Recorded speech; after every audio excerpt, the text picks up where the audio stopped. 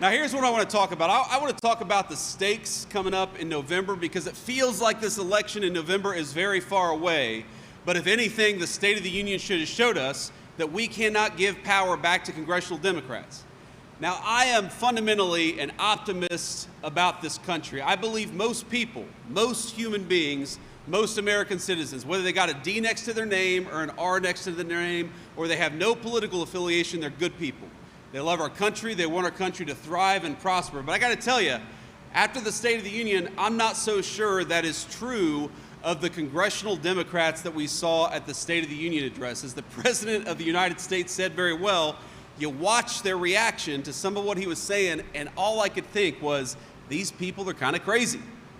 These congressional Democrats, if you think about all of the things that they were doing, and I got to tell you, of course, I've got the best seat in the House in many ways, right? I'm sitting right next to the Speaker of the House. I'm sitting right behind the President of the United States, and I've got one internal monologue going on, one thought in my head the whole time, which is don't make a stupid face for 2 hours, which is hard for me.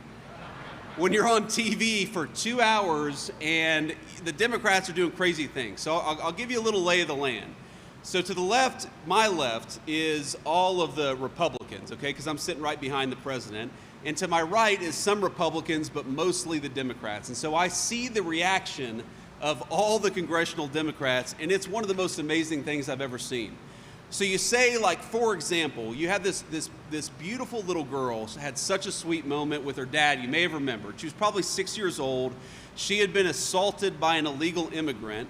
She had had a very bad, I think, medical prognosis, but it turned out that she was okay. This 6-year-old girl, hurt by a human being who never should have been in this country in the first place, who was led into this country by Joe Biden and the Democrats, and she's hugging her dad, and she's so excited, and you can tell, and I think everybody's heart feels very, you get that warm and fuzzy feeling, and then I look over at the congressional Democrats, and they're just scowling. They cannot clap their hands for a 6-year-old who survived an attack from an illegal alien.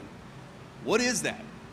What kind of a person can't stand up and cheer for an innocent young girl who's doing well, who's showing the entire country strength and resilience? And then the president had this line, I'm not going to get it exactly right, but he said, if you believe, stand up and cheer if you believe that the American government's first priority should be to look after American citizens instead of illegal aliens. And all the Republicans, including Derek and everybody else, stands up and starts cheering. And then you look over the Democrats. Complete silence, no reaction at all. The one thing that got at least some of the Democrats to stand up and cheer was the Olympic hockey team, which we're of course very proud of.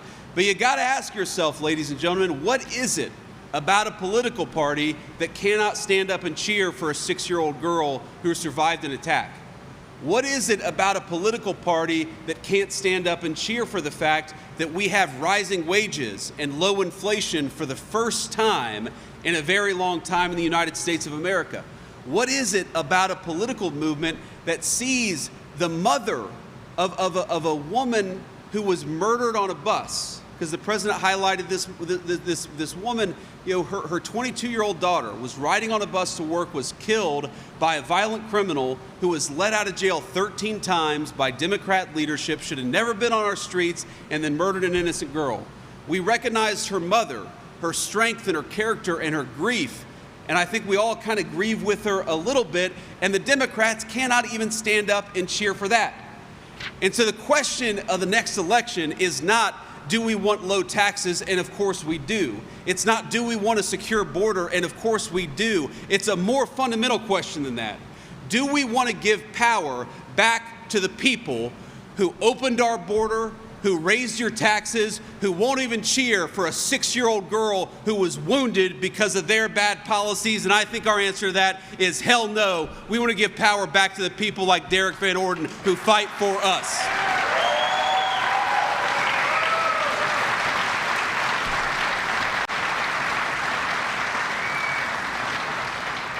And here's the thing, it's funny, I talk to the president multiple times a day. It's kind of the job of vice president. You talk to the president a lot.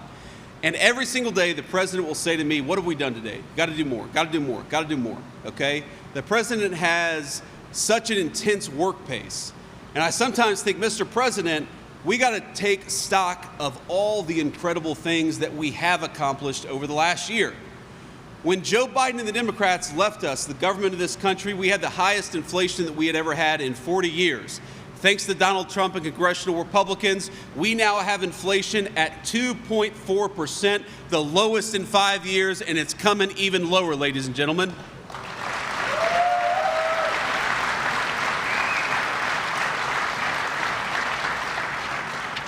Under Joe Biden and the Democrats, the average American lost $3,000 in take-home pay. And under Donald Trump and Republicans, in just 1 year, the average American has seen $1,700 increase in take-home pay. That is more money in your pocket, and that's what we're here to do, is make you guys more prosperous.